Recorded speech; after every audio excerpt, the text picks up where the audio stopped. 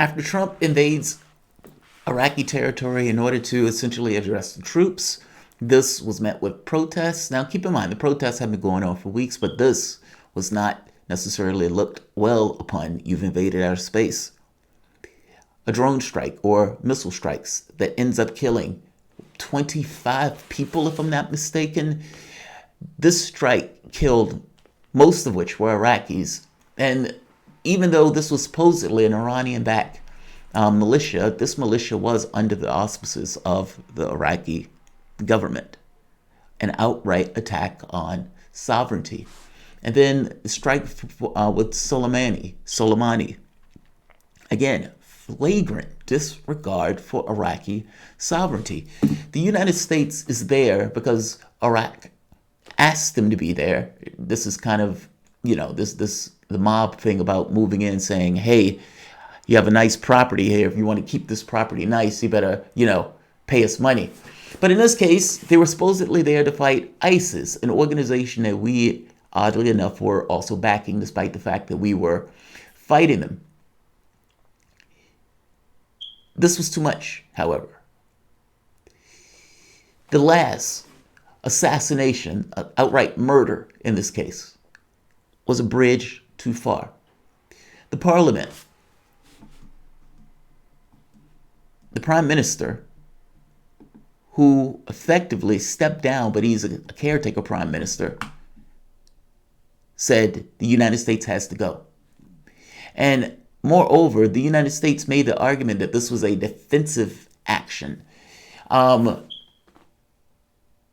Yeah, it was a defensive action. The man was there literally, general, diplomat, and national hero for Iran. He was there in order to give a message for a response, for dialogue, in order to have some level of peace negotiations between Saudi Arabia and Iran. It's somewhat of a farce. And then when you ask the United States for evidence, their response to this was, you have to trust us. We're doing what's best. We don't want to give up our sources, because they didn't have any sources. The guy who said it also screamed into a crowded room that he lies just as easily as he does breathing. Essentially, we lie, we cheat, we steal. These are the things that I learned to do in my capacities at the CIA. Well, I believe him. When a man tells you he's a liar, you should trust him on that. This country invaded another country, killed 1 million people in that country. Donald Trump went so far as to say that if Iraq tells us to leave, that he is going to sanction them, one, but also says that Iraq, the country that we invaded on the premise of a lie, owes the United States billions of dollars. This is untenable. No country will respond to threat in this way, meaning this doesn't make it less likely that Parliament will try to kick and evict the United States out. It makes it more likely that they would do that. Well, Parliament has voted for the United States to leave. This doesn't have force of law yet, meaning this in and of itself is not enough to essentially evict the United States. However, like I said before, this is one of the first steps involved in that process. The United States, who at this point probably realizes that they will be evicted, did not wait for this eventuality. The United States-led coalition is pulling out of Iraq. They said, we respect your sovereignty, basically. The U.S.-led coalition says it will withdraw from Iraq. It sent the letter on this. The United States-led military coalition against the Islamic State said Monday that it was pulling out of Iraq and will be repositioning forces over the next few days and weeks in a letter seen by Reuters.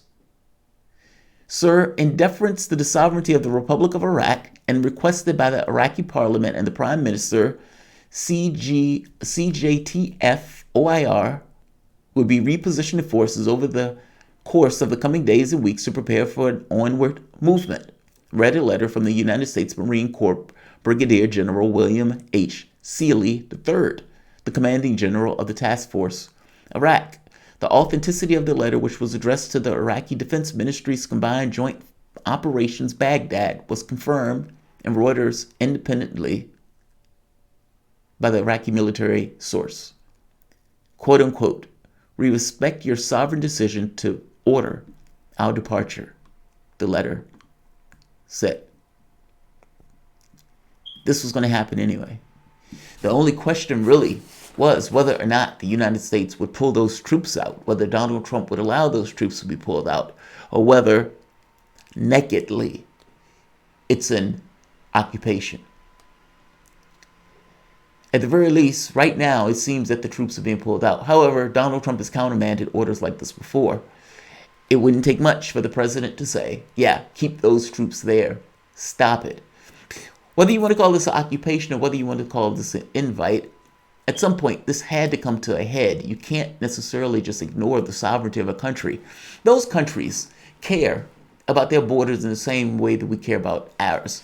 The United States has been screaming that the Russians, a hack that never took place, Facebook and Twitter ads, was responsible for taking down a presidency. They went so far as to say a hack that never took place was tantamount to Pearl Harbor. This was the arguments that they were making. Go back and look at the arguments. That it was an act of war. Facebook and Twitter ads. We have flagrantly disregarded. There's a certain degree, the only way this is possible is for the president or the people within the context of that administration to not care and to, for the most part, just believe that the other country will have to accept the behavior of the United States and have no recourse in their actions. I mean, this is an extraordinary policy that we've taken in regards to this country.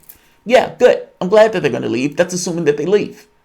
You have to watch and pay attention. They're saying over in the coming weeks, but again, a word from Donald Trump, a tweet from Donald Trump, for the most part, in that. I'll believe it when I see it. Up to this point, however, the letter is saying we respect your sovereignty and we will go. I would imagine there will be all sorts of pressure to try to get these guys to stay in the parliament, to relent. But nevertheless, this is where we are. Like, share, and subscribe. Darnell Levy, who do you think Sanders will pick for VP? If he picked Warren, I actually think he would lose. It's a big turnoff, and she brings out the Republican hatred. Yeah, I got to be honest. I don't know. I thought it would be somebody who's either African American or Hispanic, and it would be a woman. I don't think it would be Nina Turner, but it's possible. It's hard to tell at this point. But I do think it would be somebody who's younger in order to balance out his age. It would be somebody who would carry on his particular mission in a believable, reliable way. And yes, it probably would be a person of color and a woman. We can go back and check when he picks somebody, but we'll see. Like, share, subscribe. Thanks so.